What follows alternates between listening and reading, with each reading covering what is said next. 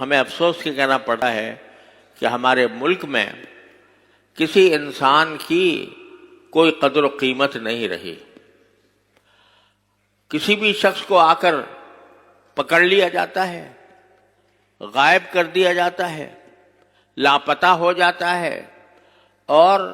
اس کے ماں باپ کو، اس کے بہن بھائیوں کو پتہ نہیں ہوتا کہ اس کو کیوں گرفتار کیا گیا، کیوں پکڑا گیا، کیوں اس کو ہم سے دور کیا گیا. ان کو پتہ نشان بھی نہیں ہوتا. اگر کسی شخص کو کسی جرم میں گرفتار کیا جائے تو اس میں شریعت کا بھی قاعدہ یہ ہے اور قانون کا تقاضا بھی یہ ہے کہ اس کو اوپر مقدمہ چلایا جائے، اس کے بارے میں تفتیش کی جائے، علی الاعلان اس کے مقدمہ چلا کر اس کو ثابت کیا جائے کہ اس نے فلاں جرم کیا ہے اور اس لیے اس جرم کی وجہ سے اس کو سزا دینی ہے. لیکن مقدمہ چلائے بغیر اور کسی کا جرم ثابت کیے بغیر اس کو اٹھا لینا اور اٹھا کر بند کر دینا اور اس پر ظلم و ستم کرنا، اس پر تشدد کرنا، یہ نہ صرف یہ کہ قرآن کے خلاف ہے، اس حدیث مبارک کے بھی سراسر متضاد ہے کہ جو میں نے آپ کے سامنے پڑھی ہے کہ ظلم نہیں کرتا کوئی بندہ، کوئی مسلمان دوسرے مسلمان پر. اگر باقی کسی سے کوئی شکایت ہے، کسی کا کوئی جرم ہے، تو اس کے اوپر قاعدے کے مطابق مقدمہ چلا کر اس کا فیصلہ کرایا جائے اور اس کے اوپر پھر اس کو اگر کوئی سزا دینی ہے تو دی جائے. لیکن ایسے ہی اٹھا لینا اور اٹھا کر اس کو غائب کر دینا، اس کا اغوا کر لینا، یہ اتنا بڑا جرم ہے، یہ خود بذات خود اتنا بڑا ظلم ہے کہ کسی مسلمان کو یہ گوارا نہیں ہونا چاہیے. ہمارے متعدد پاکستان کے علاقوں میں لاپتہ افراد کا ایک مسئلہ سال سے پھنسا ہوا ہے. بے شمار افراد ہیں جو لاپتہ ہیں، جن کا پتہ ہی نہیں ہے کہ کہاں ہیں، کس حالت میں ہیں. ان کے رشتہ دار، آپ ذرا ہر ایک شخص اپنے دل پر ہاتھ رکھ کر سوچے کہ اگر اس کا بیٹا، اس کا بھائی، اس کا باپ اس طرح گمشدہ ہو جائے کہ اس کا پتہ ہی نہ چلے کہ کہاں گیا، زندہ ہے یا مردہ،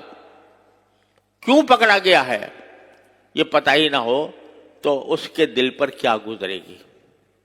لیکن یہ ایک عام چلن ہوتا جا رہا ہے، خاص طور پر پاکستان کے بعض علاقوں میں یہ ظلم ہو رہا ہے. اس ظلم کے تدارک کے لیے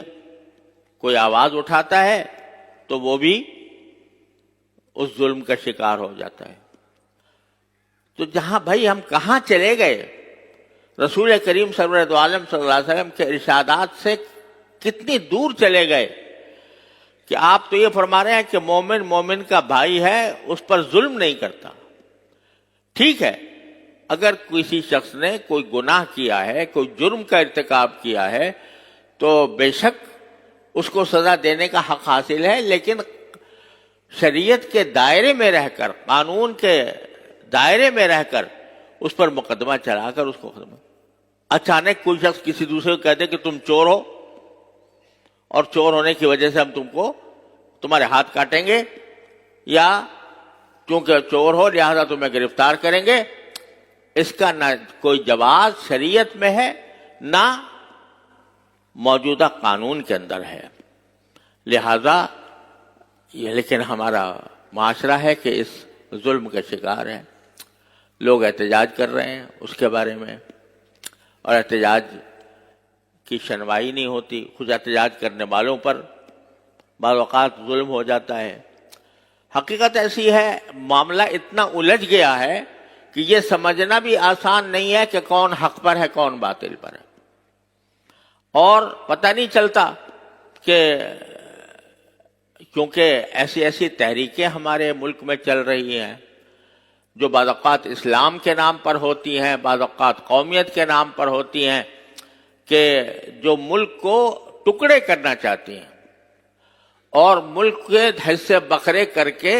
ہمارے دشمنوں کو فائدہ پہنچانا چاہتی ہیں۔ جب سے پاکستان قائم ہوا تو پاکستان کے 2 جرم ہیں ہمارے دشمنوں کی نگاہ میں۔ ایک جرم یہ ہے کہ وہ اسلام کے نام پر بنا، اور